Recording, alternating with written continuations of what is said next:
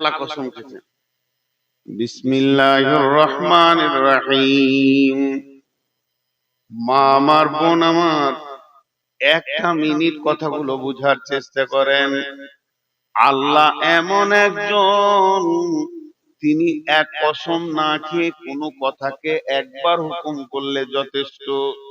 কিন্তু আল্লাহ যদি এখন বলেন, আমি বুঝানোর জন্য বলছি, তোরা জালসাটাকে ভেঙে দিয়ে সবাই বাড়ি চলে যা, তাহলে আমার আর কথা বলা উচিত হবে না, আপনাদের বসে থাকা উচিত হবে না, এক্ষুনি উঠে চলে যেতে হবে।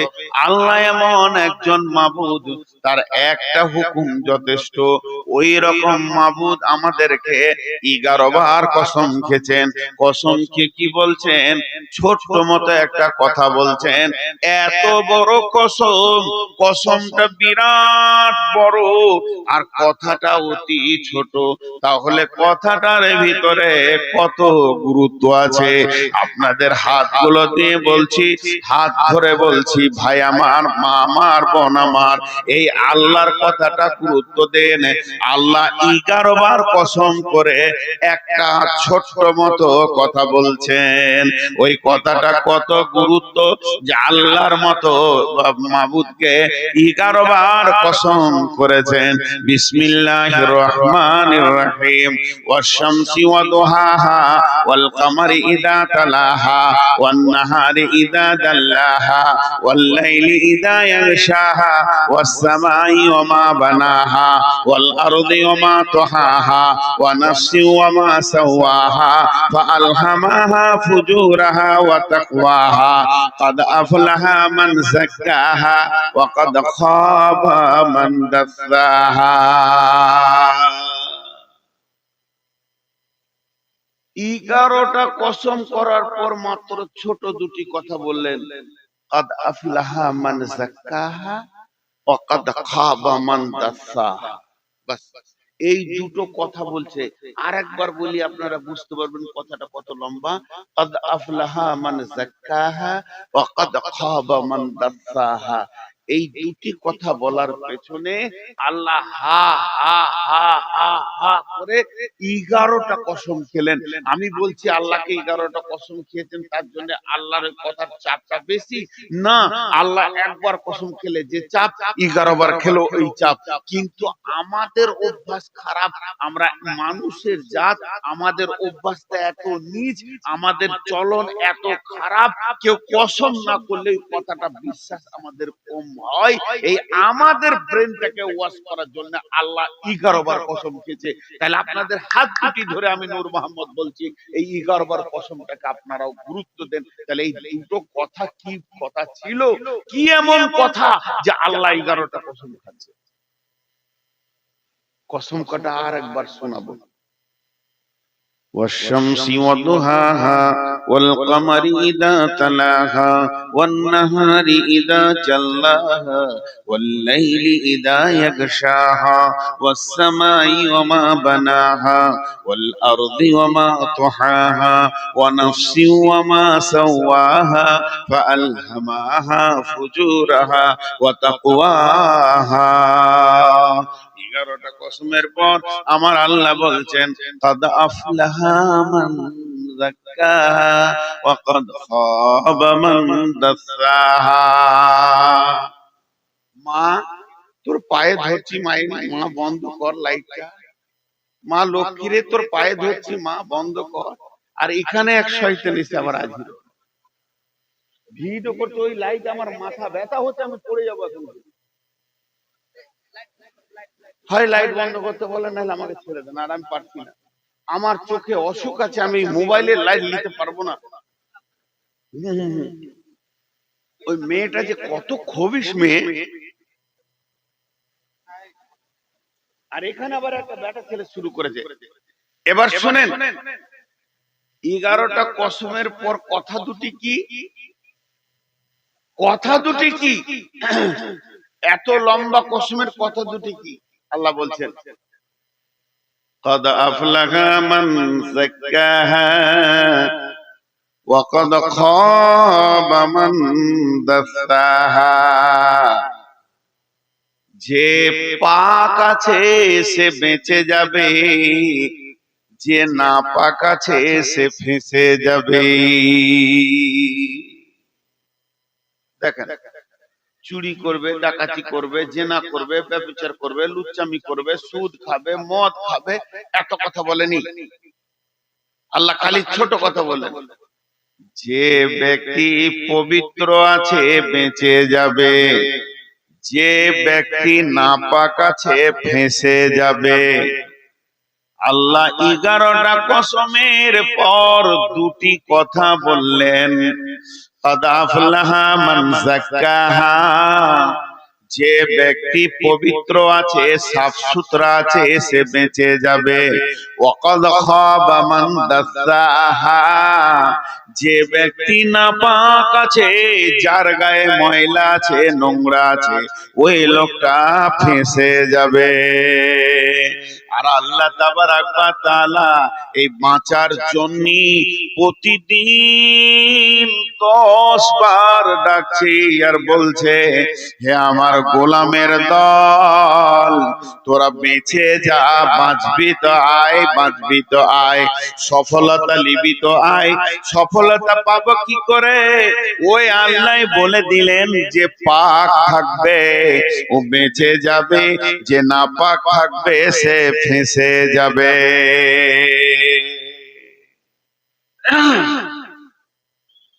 বাঁচা আর ফাঁসা, এই দুটি কথা 2 মিনিট বলবো।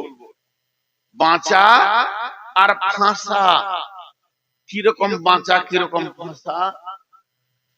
আল্লাহ কিয়ামতের মাঠে বিচার নেবেন। ইন্না ইলাইনা ইয়াবাহুম সুম্মা ইন্না আলাইনা হিসাবাহুম, আমার কাছে ফিরে আসতেই হবে, হিসাব দিতেই হবে।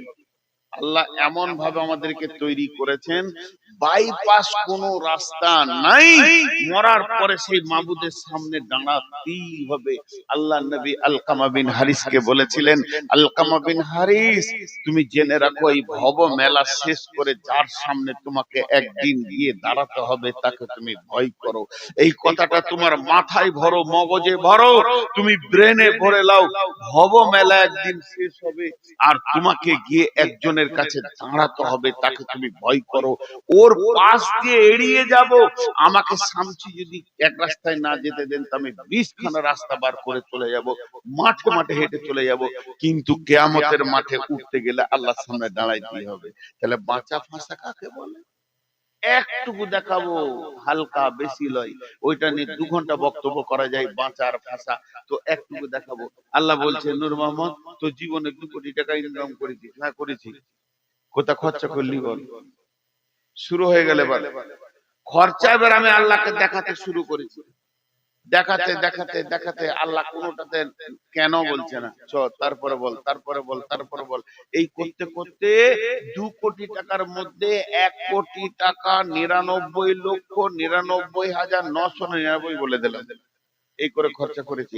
আল্লাহ আমাকে বললে, না কেন করেছিস? আমি মসজিদে দিয়েছি, মাদ্রাসাতে দিয়েছি, গোরস্থানে দিয়েছি, ঈদগাহে দিয়েছি, গরিবকে দিয়েছি, এতিমকে দিয়েছি, বিধবাকে দিয়েছি, রাস্তাঘাটে দিয়েছি, জনসাধারণকে দিয়েছি। আল্লাহ এখনো পর্যন্ত একবার বলেনি কেন দিলি বল। আর এত টাকা খরচা করার পর মাত্র একটা 5 টাকা পকেটে পড়েছিল, ওইটা নিয়ে আমি শামসি থেকে বাড়ি আসছিলাম, আর পূজার চাঁদা নেওয়ার জন্য হিন্দু ভাইয়েরা আমাকে ঘিরে ধরেছে, আমি ওইটাও খেয়ে দিয়ে দিলাম। আর তখনই আল্লাহ বলবে, কেনে দিলি বল। এই যে আল্লাহ একবার যদি কারো জীবনের ওপরে কেন বলে দেয় কিয়ামতের মাঠে, এটা কেন করলি বল। আজকে এখানে হলদিবাড়িতে জালসা, ইচ্ছা করে আমি আসিনি, আমার মন চাই নাই, আমি আসিনি, আমি ঘুমিয়ে বাড়িতে কাটালাম। পরে 1 মাস পর পাশে জালসা করতেছি চিতারানগরে, হলদিবাড়ির কমিটি যে বলছে আপনি এলেন না কেন, বলেন আমাদের বড় বিপদ হয়ে গেল, আপনি এলেন না কেন? এই কথাটা এরা 5 জন 10 জন বড় বড় মাথাওয়ালা গিয়ে আমাকে প্রশ্ন করছে। আমি একবারে মিথ্যা কথা বলে দিলাম, শ্বশুর মারা গেছিল, চাচা মারা গেছিল, নানা মারা গেছিল, এনাদের মুখ বন্ধ হয়ে গেল, কিছুই বলতে পারলো না। তার মানে পৃথিবীর যত বড় ব্রেনিয়ান হোক না কেন, সে যদি আপনাকে কেন প্রশ্ন করে, ওই কেনটাকে টপকিয়ে দেওয়া হবে, ডান দিকে মা দিকে সত্য মিথ্যা বলে টপকিয়ে দেওয়া হবে, সে তোমাকে ধরতে পারবে না। তবে জেনে নাও, কিয়ামতের দিন আল্লাহ যখন বলবে তুই এটা করেছিলি কেন, নবীজি বলছেন আল্লাহর মুখ থেকে কেন বের হয়ে যাওয়া মানে তোমার ফেঁসে যাওয়া। তুমি জেনে নাও আল্লাহর কেনটাকে টপকাবার ক্ষমতা কারো নাই।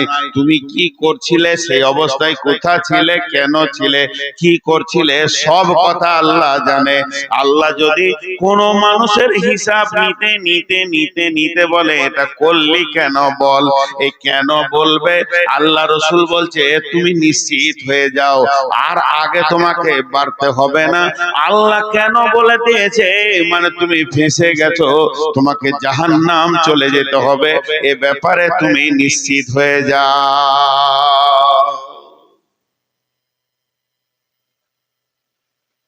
হ্যালো, এ ব্যাপারে তুমি নিশ্চিত হয়ে যাও, আল্লাহ তোমাকে কেন বলেছে, আর কারো অপেক্ষা করিও না, তুমি জাহান্নাম যাবে।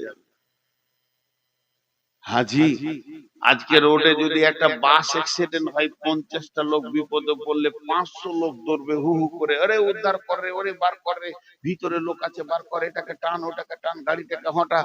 দুটো ট্রেনের অ্যাক্সিডেন্ট হলে 2000 লোক বিপদে পড়লে 25,000 লোক এলাকার দৌড়বে, চল চল চল চল লোককে বাঁচাই। আর কিয়ামতকে বলা হয়েছে সব থেকে বড় বিপদের দিন। তার কারণ জানেন? তার কারণ হলো যে ফাঁসবে সে নিজেই উদ্ধার হবে, তার পেছনে হাত লাগানোর লোক কাউকে পাওয়া যাবে না। লা তামলিকু নাফসুন লিনাফসিন শাইয়া ওয়াল আমরু ইয়াউমাইযিন লিল্লাহ। আল্লাহ বলছে ওই দিন বাঁচার মতো ব্যবস্থা কর, ওই দিন তুই ফাঁসাস না নিজেকে, ফাঁসবি তো শেষ হয়ে যাবে। ওই দিন বাঁচার ব্যবস্থা কর। 11টা কসম খেয়েছেন। কি বললেন ভাষাটা? ভালো প্রাঞ্জল সাদা বাংলায় বলছি, তুই পাক থাকবি বেঁচে যাবি, না পাক থাকবি ফেঁসে যাবি, জাহান্নাম চলে যাবি। বেঁচে যাবি মানে জান্নাত যাবি, ফেঁসে যাবি মানে জাহান্নাম যাবি। এত সহজ, এত সহজ। আর জলসালাই শেষ। যার কাছে যা টাকা আছে টেবিলে নামিয়ে দিয়ে ঘর চলে যা, আজকে চলে যান সবাই, আর আর জলসা নেই, জলসা শেষ কথা বলে দিলাম। আর জলসা করে কি করব? এখন কাজ শুরু হয়ে যাক, নিজে নিজে সব গোসলখানায় ঢুকে পড়েন, দামি দামি সাবান নিয়ে কচলে কচলে কচলে কচলে গালে কানে ঘাড়ে যেখানে যেখানে ময়লা আছে মা বোনেরা গোসলখানায় তুলবে, পুরুষেরা এখানে নদীতে পুকুরে যে যেখানে পারেন গোসল করেন। কারণ কেউ যদি বলে এত রাতে সব গোসল করতে কেন লাগলি রে, বলে আল্লাহ বলেছে যে পাক থাকবে বেঁচে যাবে, এই জন্য পাক হতে লেগেছে, এই জন্য পাক হতে লেগেছি। মা বোনেরাও বলবে আল্লাহ তো কোরআনে সূরা শামসে বলছেন যে যার শরীর পাক থাকবে সে বেঁচে যাবে, আর যে না পাক থাকবে ফেঁসে যাবে, ওই জন্য পাক হতে লেগেছে। অত সহজ কথা, অত সহজ কথা, অত সহজ। আম্মা জান আয়েশা বিশ্ব নবীর কুমারী বিবি, একমাত্র আম্মা জান আয়েশা, তিনি নবীজিকে বলছেন ইয়া রাসূলুল্লাহ আমাকে সব থেকে বড় পবিত্র ওহা শিখিয়ে দেন। ছোটখাটো পাক আমি হব না, এমন পাক হব যে আমার গায়ে একটা ময়লার দাগ থাকবে না। নবীজি বললেন আয়েশা রে, সব থেকে বড় পাক হচ্ছে রুজিকে পবিত্র করো, নিজেকে হারাম থেকে বাঁচাও। তার কারণ হচ্ছে আমি নূর মোহাম্মদের পাঞ্জাবিতে যদি কুকুরে পেশাব করে দেয়, শুকরের পায়খানা লেগে যায়, মানুষের পেশাব পায়খানাও লেগে যায়, সাবান দিব পাক হয়ে যাব, আবার গোসল করব, নামাজ পড়ব, মেয়েদের মেন্স হবে, নাপাক ছিল আবার পাক হয়ে যাবে, ছেলে মেয়ে মিলন ঘটে যাবে, নাপাক হয়ে যাবে আবার পাক হয়ে যাবে। সব জিনিসের পাক হওয়া বড় আসান। গোসল করে নেব, সাবান মেখে নেব, প্রসেসিং এ পাক হয়ে যাব। কিন্তু বন্ধুরে, যদি এক মুঠো বলিনি, একটা দানা, একটা দানা, একটা দানা যদি ভিতরে ঢুকে গেছে হারাম, ওই দানা থেকে রক্ত হবে, মাংস হবে, শরীরে হাড্ডি হবে, ওই দেহটাকে, ওই হারাম খোরের দেহটাকে পৃথিবীর কোন সমুদ্র পাক করে দিতে পারবে না, কোন নদী পাক করে দিতে পারবে না। ওকে যদি সাবানের সার্ফের ফ্যাক্টরিতে ড্রাইলে ঘোরানো হয়, আর ভালো করে যদি কচলে ময়লা তুলে দেওয়া হয়, তাও ওকে কেউ পাক করে দিতে পারবে না। পৃথিবীর 7টা সমুদ্রে যদি ওকে ঘোরানো হয়, ওকে কেউ পাক করে দিতে পারবে না। ওই ব্যক্তিটা যার জিভ দিয়ে, মুখ দিয়ে, যে মেয়েটার জিভ দিয়ে মুখ দিয়ে হারাম মাল পেটে ঢুকে গেছে, ওই দেহটাকে পাক করার জন্য পানি লাগবে না, সাবান লাগবে না, শুধু একটা জিনিসে ওটা পাক হবে, সেটা হচ্ছে আল্লাহর জাহান্নামের আগুন। যদি সোনাতে খাদ থাকে, আর ওই সোনাটাকে যদি সাবান দেওয়া হয়, গরম পানিতে ধোয়া হয়, রিঠে দিয়ে ধোয়া হয়, ওটাকে সগা দেওয়া হয়, ওটা চকচক চকচক করবে, আরো ভালো লাগবে। কিন্তু ওটা কোনদিন খাদটা বের হবে না। সোনার খাদ বের হওয়ার একটাই রাস্তা, সেটা জাহান্নামে, মানে এসিড আর আগুন। যখন স্বর্ণকার এসিড আর আগুন দেবে, ওর খাদ আলাদা হবে, সলিড আলাদা হবে। তেমনি কোন হারামখোর হারাম খেয়ে যদি পৃথিবী থেকে, দুনিয়া থেকে চলে যায়, কিয়ামতের মাঠে পৌঁছে যায়, ওকে পানি দিয়ে গোসল করে পাক করা যাবে না। ওকে পাক করার একটাই, ও যদি নামাজি পরেজগার দিনদার হয়, ও হচ্ছে একজন পাকা জর্দাখোর, গুটখাখোর, ও হচ্ছে সুদখোর, ও হচ্ছে মাতাল, ও হচ্ছে জুয়ারি। পৃথিবীর গাড়ি মারা থেকে নিয়ে, বেঈমানি থেকে নিয়ে, পঞ্চায়েতের টাকা থেকে নিয়ে, ব্লকের টাকা থেকে নিয়ে, চারিদিক থেকে মেরে মুড়ে মেরে মুড়ে মেরে মুড়ে মেরে মুড়ে মেরে মুড়ে যে হারাম খেয়েছে, ওই ব্যক্তিটাকে পৃথিবীর কেউ সাবান দিয়ে পাক করে দিতে পারবে না। ওকে জাহান্নামের আগুনেই পাক করা হয়। যদিও সে 5 ওয়াক্তের নামাজি হয়, রোজা রাখনেওয়ালা হয়, সলিড সোনাকে তখনই আল্লাহ আনবেন, ওর ভিতর থেকে হারামটাকে আগুনে বের করবেন। ওরে আমার মা রে, ওরে আমার বোন রে, তাহলে আম্মা জানা আয়েশাকে নবীজি বললেন সব থেকে বড় পাক হলো রুচিকে পাক করা। আর আল্লাহ বলছেন কাদ আফলাহা মান যাক্কাহা ওয়া কাদ খাবা মান দাসাহা। যে পাক থাকবে সে বেঁচে যাবে, আর যে নাপাক থাকবে সে ফেঁসে যাবে। এক কথায় বলি আপনাদেরকে, পৃথিবীর বুকে যত নেগেটিভ আছে হারাম, তার থেকে বাঁচতে সহজ কথা। পৃথিবীর বুকে যত হারাম, তার থেকে বাঁচতে হবে। তোমাকে যদি কিয়ামতের মাঠে বাঁচতে হয়, এবার আল্লাহ 4টা কসম খেয়েছে। জিনিসগুলো গুরুত্ব দেন, আল্লাহ কসম খেয়েছে, মানুষ লয়। কসম খেয়ে কি বলছে জানেন? বিসমিল্লাহির রহমানির রহিম। ওয়াল ফাজরি ওয়া লায়ালিন আশরি ওয়াস শাফিঈ ওয়াল ওয়াতরি ওয়াল লাইলি ইযা ইয়াসরি হাল ফি যালিকা কাসামুল লিযি হিজরি হাল ফি যালিকা কাসামুল লিযি হিজরি হাল ফি যালিকা কাসামুল লিযি হিজরি। আল্লাহ এখানে চারটা কসম খেলেন। একটা ফজরের কসম খেলেন, আর একটা কসম খেলেন 10 রাতের, আর একটা কসম খেলেন জোড় বিজোড়ের, আর একটা কসম খেলেন চলমান রাত্রির। কসমগুলো কেন খেলেন? লম্বা তফসির করতে গেলে অনেক কথা চলে আসবে। প্রথমে কসম খেয়েছেন উদীয়মান সূর্য ফজরের। আল্লাহ ফজরের কসম করে বলছেন, বিশ্ব মানব রে, তোদেরকে আমি ফজরের কসম করে কথা বলছি। একটা বিবেকের চেতনাটা তুই খোল। তোর বিবেকের দরজায় যে হুড়কাটা লাগিয়ে দিয়েছিস, ছিটকিনিটা মেরে দিয়েছিস, তালাটা মেরে দিয়েছিস, ওটা একবার খোল। বিবেকটাকে আঁধার ঘরে রাখিস না, আলোতে নিয়ে আয়। তুই কি পাগলা বেনেছিস দিনের ব্যাপারে? দুনিয়ার ব্যাপারে তো তোকে আমি পাগলা দেখি না। ফজরের কসম করে আল্লাহ বলছেন, ফজরের কসম, সকাল বেলায় মানুষ তার জিন্দেগির প্ল্যান পরিকল্পনা বানায়। অতএব আমি তোদেরকে ফজরে শুভ সকালে তোদেরকে আমি সাবধানতা দিচ্ছি। সকালে উঠিয়া আমি মনে মনে বলি, আমি যেন সারাদিন ভালো হয়ে চলি। আদেশ করে যাহা মোর গুরুজনে, আমি যেন সেই কথা ভালি করি ভালো মনে, মানি ভালো মনে। তুই সকাল বেলায় এরাদা করছিস মাঠে যাব, ধান আনবো, ভুট্টা জমিতে যাব, কাজ করব, মার্কেটে যাব, হাটে যাব, বাজারে যাব।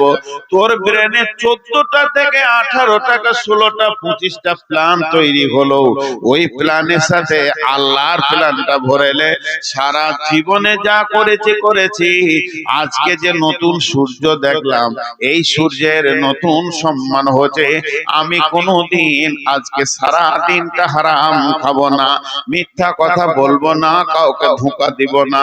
তুই একবার নিজের জিন্দেগির প্ল্যানটা তৈরি কর, তাহলে তোর রাস্তাটা আস্তে আস্তে আস্তে আস্তে আস্তে আস্তে একদিন দিনের দিকে চলে আসবে রে গোলাম। এর জন্য আল্লাহ ফজরের কসম করলেন। আবার আর একটা সূরা আছে, সূরাটার নাম হলো আসর। আল্লাহ দুইটি সময়ের নামে দুটি সূরাকে নাজিল করেছেন। একটা হলো সূর্য ওঠার সময়, একটা সূর্য ডোবার সময়। এই জন্য একজন ইসলামী চিন্তাবিদ বড় দার্শনিক বলছে, পৃথিবীর মানুষরে, সূর্য তোমার সঙ্গে দুইবার কথা বলে। সকালে যখন উঠে তখন দুনিয়াবাসীকে বলে, দুনিয়াবাসী রে, তোদের কপাল ভালো, আজকে রাত্রিতে তোরা লাশ হয়ে যাসনি। তোদের কপাল ভালো, তোরা আবার পেয়ে গেলে একটা দিন তওবা করে নে, তওবা করে নে। যখন সূর্য পশ্চিম দিকে ডুবে তখন দুনিয়াওয়ালাকে বলে, দুনিয়াবাসী রে, তোদের কাছ থেকে আমি আজকে একটা দিনকে কেটে ফেলে দিলাম, তোকে একদিনের রাস্তায় কবরের দিকে আগিয়ে দিলাম। এখনো কি তুই হারাম কর হয়ে থাকবি?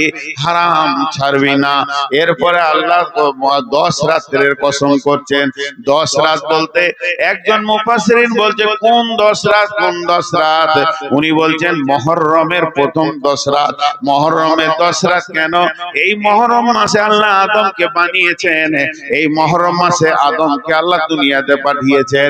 এই মুহররম মাসে আল্লাহ আদমকে এক জায়গায় হাওয়াকে জমা করেছেন।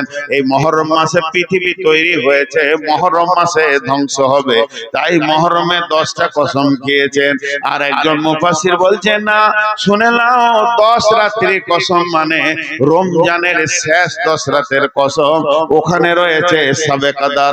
শাবে কদরে মানুষের তওবা কবুল হয়, মানুষের নেকি লেখা হয়। রমজান মাসে মানুষ তওবা করে, হারাম ছাড়, হারাম ছাড়। এর জন্য ওই 10 রাতের কসম খেয়েছে।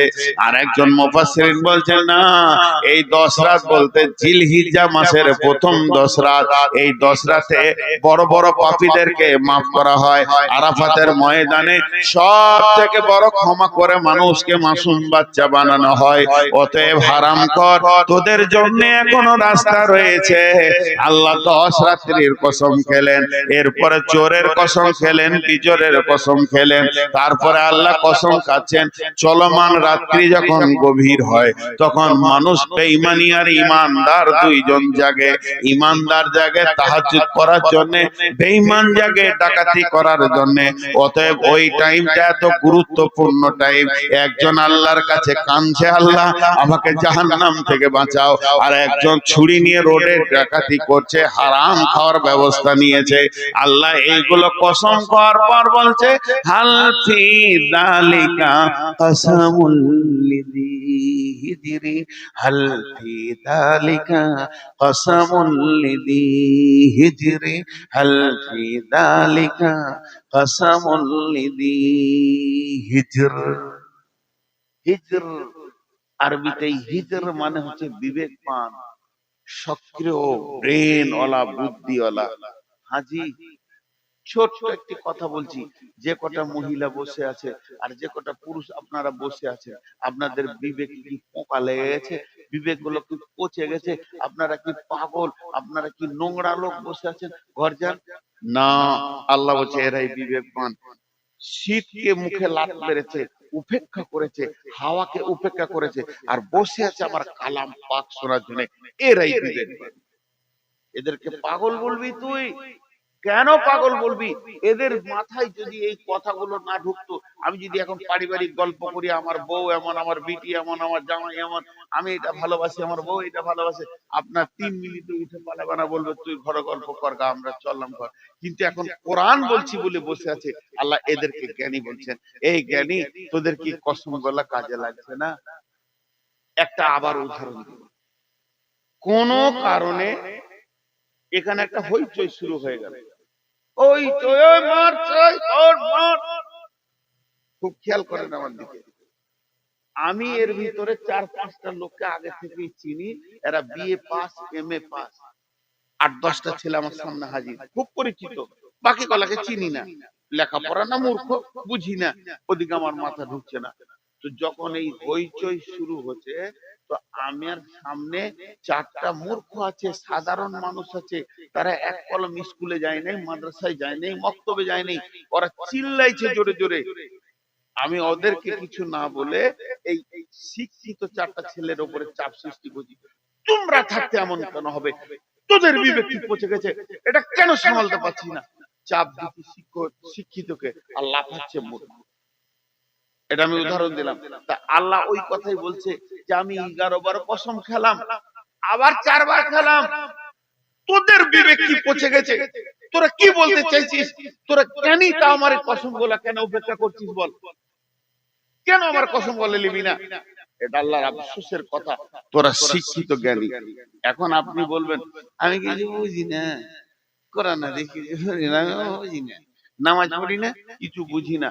এই মসজিদে যে মেয়েটা পাগলি, যে মেয়েটা খেপি, কিছু বুঝে না, যে ছেলেটা পাগলা, যে ছেলেটা খেপা, কিছু বুঝে না, দেখে দেন আমার কাছে।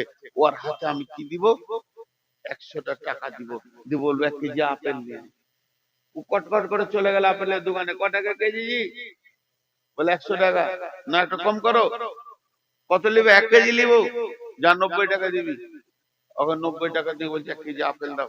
আপেল ওলা দাঁড়িতে আপেল চাবাইছে, চকচকে চকচকে আপেল। এবার পেটির গায়ে লেগে একটু থিত লেগেছে, পচা লয়, কালো হয়ে আছে, ওই আপেলটা চাপিয়েছে। তখন নিয়ে এখান থেকে বলছে ওটা নামাও, ওটা নেবো না। আল্লাহ বলছে তুই খেপা আছিস, পেটের খেপা। আপেলে একটু দাগ লেগে গেলে তুই বলছিস নামাও, ওটা নিব না, এই আমটা পচা, এটা নামাও, এটা আমি নিব না, আমি পয়সা দিয়ে পচা কেন নিব? এইটা বুঝে এসছে। আর গুটকা খেছিস, তা বুঝে আসছে না যে হারাম খেছিস তুই? হারাম হালাল তোর বুঝে আসছে না? আমার সাথে পাগলামো শুরু করেছিস। তুই জর্দা খেছিস, খৈনি খেছিস, বিড়ি খেছিস, তামাক খেছিস, মদ খেছিস, জুয়া খেলছিস, চুরি করে, ডাকাতি করে, ডানি মেরে, বেইমানি করে, মিথ্যে কথা বলে, যত হারামকে তুই স্বাগতম জানিয়ে দিয়েছিস, হালালের তোর খোঁজই নেই। তখন তোকে পাগলা মনে হচ্ছে যে কিছু বুঝে নেওয়ার হুঁশ নাই। আর আম কিনার সময় একটা দাগওয়ালা লিস না, তোর তো বুঝার জ্ঞান আছে রে। এই জন্য আল্লাহ বলছেন হাল ফি দালিকা কাসামুল লিজি হিজরি, আমার এই কসম গুলো কি বিবেকবানদের জন্য নয়। আর একজন মুফাসসিরি বলছে বিবেকবান কেন বললেন আল্লাহ, বিবেকবান কেন বললেন আল্লাহ? পৃথিবীর বুকে যতগুলো গাড়ি আছে সব গাড়ির একটা ব্রেক আছে। কত সুন্দর উদাহরণ দিয়েছে। একটা ট্যাক্সির ব্রেক আছে, মাইক্রো ব্রেক আছে, মারুতির ব্রেক আছে, সাইকেলের ব্রেক আছে, মোটরসাইকেলের ব্রেক আছে, ট্রেনের ব্রেক আছে, প্লেনের ব্রেক আছে, হেলিকপ্টারের ব্রেক আছে। পৃথিবীর বুকে যত গাড়ি আছে সব ব্রেক আছে, কিন্তু ব্রেক তো কাজে লাগবে না যদি ঘুমিয়ে যায় মানুষটা। মানে ড্রাইভার যদি ঘুমিয়ে যায় তাহলে ওর ব্রেক কাজে লাগবে না। ড্রাইভার যদি মদ খায় ওর ব্রেক কাজে লাগবে না। ড্রাইভারের ব্রেনটা যদি উইক হয়ে যায় ওর কোনো ব্রেন আর কাজে লাগবে না। আর ব্রেক যত দামি হোক আর যত নতুন হোক গাড়ি, ব্রেক কাজে লাগবে না কখন? যখন ড্রাইভারের ব্রেনটা শেষ হয়ে যাবে। আল্লাহ তাবারাক ওয়া তাআলা বলছেন রোডে দৌড়তে একটা ট্রাক, মানে ড্রাইভার ঘুমিয়ে গেছে, ট্রাকটা তখন রোড ছেড়ে দিয়ে মানে সবজি মার্কেটে ঢুকে গেছে শামসিতে, আর মারমার করে হাজার হাজার লোককে মেরে দিয়ে চলে গেল। কেন না? ওর বিবেকটা শেষ হয়ে গেছিল, ঘুমিয়ে গেছিল। ট্রাকটা রোডে চলতে চলতে বেলাইন হয়ে গেছে। আল্লাহ বলছে হে বিশ্ব মানব রে, তোদেরকে আমি ব্রেন দিলাম, বুদ্ধি দিলাম, দুনিয়াটা কত সুন্দর সাজিয়ে গোছিয়ে করছিস, আর ওই ব্রেনটাকে নিয়ে আর তুই হারাম থেকে নিজেকে ব্রেক করছিস না। যত হারাম আছে তার ভিতরে তুই গাড়ি চালিয়ে দিছিস মার করে, তাহলে তোর বিবেক কি নষ্ট হয়ে গেছে? তোর বিবেক কি কোনো কাজে লাগবে না?